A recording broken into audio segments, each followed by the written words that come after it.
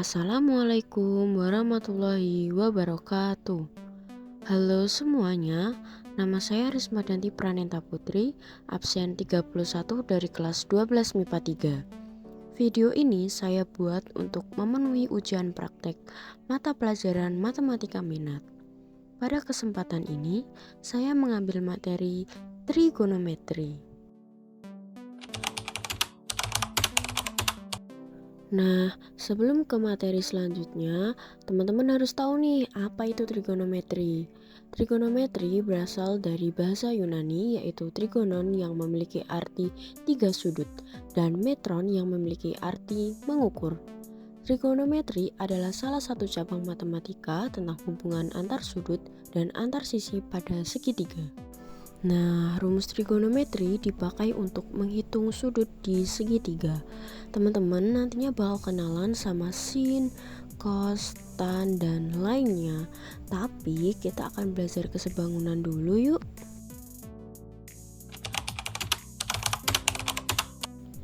Dua segitiga meskipun sisinya berbeda panjang mungkin sebangun loh.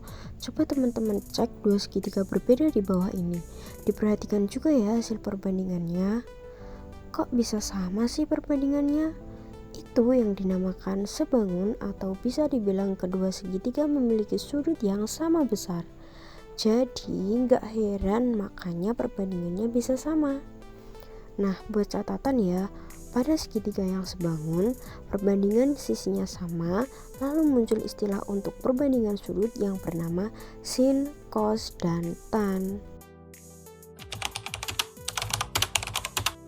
Nah, bisa kita lihat pada gambar segitiga di atas. Jadi, sin didapat dari sisi depan per miring, cos didapat dari sisi samping per sisi miring, dan tan didapat dari sisi depan per sisi miring. Untuk kosek, sekan, dan kotan, kalau teman-teman perhatikan rumus di atas, itu cuma kebalikannya dari sin cos tan ya. Pada segitiga-segitiga sulit diketahui angka yang istimewa, namun terdapat segitiga yang istimewa. Maksudnya istimewa nih apa ya? Segitiga istimewa ini tepat banget angka-angkanya, bisa dibilang sebagai sudut istimewa trigonometri. Segitiga istimewa ini dibangun dari sesuatu yang kita sudah tahu pasti, contohnya segitiga sama sisi dan persegi. Mengapa sih kedua bangun tersebut?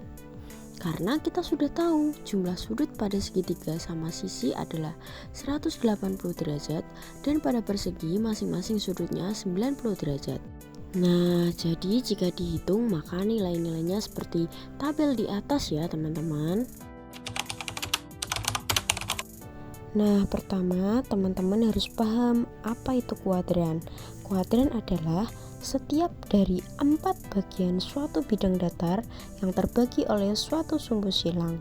Sumbu silang tersebut adalah sumbu X dan sumbu Y. Pada prinsipnya, nilai sin akan positif jika Y-nya positif. Jika X-nya positif, nilai cos akan positif. Nilai tan akan positif jika X dan Y sama-sama positif atau negatif. Terakhir, nilai K akan selalu positif. Nah teman-teman, berdasarkan yang disebutkan di atas, maka nilai pada kuadran adalah sebagai berikut. Kuadran 1 atau 0 derajat sampai 90 derajat semua positif. Kuadran 2 90 derajat sampai 180 derajat sin positif. Kuadran 3 180 derajat sampai 270 derajat tan positif. Dan kuadran 4 270 derajat sampai 360 derajat cos positif. Untuk lebih mudahnya, teman-teman bisa perhatikan gambar di atas ya. Teman-teman gak perlu kok menghafal satu persatu, cukup perhatikan kalau rumus-rumus di atas memiliki pola yang sama, terutama sudut relasi yang dipakai dan tanda untuk setiap kuadran ya. Teman-teman tahu nggak nih sudut positif dan sudut negatif? Sudut positif itu adalah sudut yang arah putarannya berlawanan dengan jarum jam. Sedangkan sudut negatif itu adalah sudut yang arah putarannya searah jarum jam. Tapi sudut negatif bisa juga didapat dari rumus berikut. Kosek min alfa sama dengan min kosek alfa. Sekan min alfa sama dengan sekan alfa. Kotan min alfa sama dengan min kotan alfa. Kalau sudutnya lebih dari 360 derajat, gimana dong? Gini nih caranya, kalian perhatikan gambar di atas ya. Teman-teman pasti sudah tahu rumus Pythagoras, ya kan? Diingat-ingat lagi yuk, soalnya untuk mengetahui identitas trigonometri perlu pengetahuan konsep tentang dasar trigonometri dan Pythagoras. Nah, jelasnya coba teman-teman perhatikan gambar berikut untuk membuktikan identitas-identitas dari trigonometri. Persamaan trigonometri memiliki prinsip yang sama dengan persamaan linear atau kuadrat. Teman-teman masih ingat gak nih? Bedanya kalau persamaan trigonometri hasilnya berupa besar sudut. Persamaan trigonometri adalah persamaan yang berisi fungsi trigonometri dari sudut yang belum diketahui nilainya. Teman-teman mungkin banget loh menemukan nilai sudut yang lebih dari satu. Kok bisa? Hal ini dapat disebabkan oleh grafik fungsi trigonometri karena terdapat nilai yang sama di beberapa sudut. Nah, kali ini kita bahas aturan sinus dan kosinus. Kita bahas aturan sinus dulu yuk. Aturan sinus memiliki peran dalam hubungan perbandingan antara setiap sisi dan setiap sudut sinus memiliki nilai yang sama. Nah, dari aturan sinus ini teman-teman bisa tahu bahwa sudut terbesar tuh berhadapan-hadapan dengan sisi terpanjang. Begitu juga dengan sudut terkecil berhadapan-hadapan dengan sisi terpendek. Ditunjukkan dengan sudut A berhadapan dengan sisi A dan seterusnya. Oh iya, kalau teman-teman lihat gambar di atas, mula-mula segitinya nggak punya sisi T loh. Nah, itu ada sebagai garis pembantu agar segitiganya bisa berbentuk siku-siku. Kok harus siku-siku? Kan teman-teman perlu cari sinnya tuh. Rumus sin perlu sisi depan dan sisi miring. Si T itu kemudian yang jadi sisi depannya.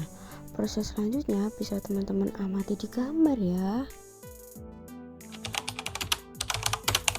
Nah, sekarang kita bahas aturan kosinus.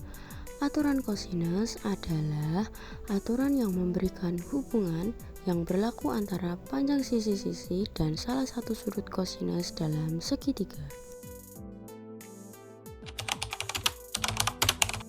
Gimana teman-teman? Sampai sini sudah paham kan tentang rumus sin, cos, tan? Biar makin paham, gak lupa untuk coba contoh soal trigonometri sin, cos, tan di bawah ini ya, untuk ukur kemampuan teman-teman sampai mana. Tenang, bakal ada pembahasannya kok. Nah, ini dia contoh soalnya. Diketahui sin A sama dengan 3/5. Tentukan nilai tan A. Nah, teman-teman bisa mulai dari bikin segitiga ya. Diingat juga sin itu sisi depan dibagi sisi miring. Nah, tinggal dimasukin ke segitiganya. Untuk hitung tan kan teman-teman perlu sisi samping tuh. Sedangkan teman-teman belum tahu berapa. Bisa teman-teman hitung pakai Pythagoras ya. Nanti berbentuk segitiga seperti gambar di atas. Dari ilustrasi segitiga yang digambarkan, karena mengetahui nilai sin A, maka nilai tan A adalah 3/4. Sekian penjelasan materi trigonometri melalui video dari saya. Semoga bermanfaat. Jika ada kritik dan saran bisa komen di bawah. Terima kasih. Wassalamualaikum warahmatullahi wabarakatuh.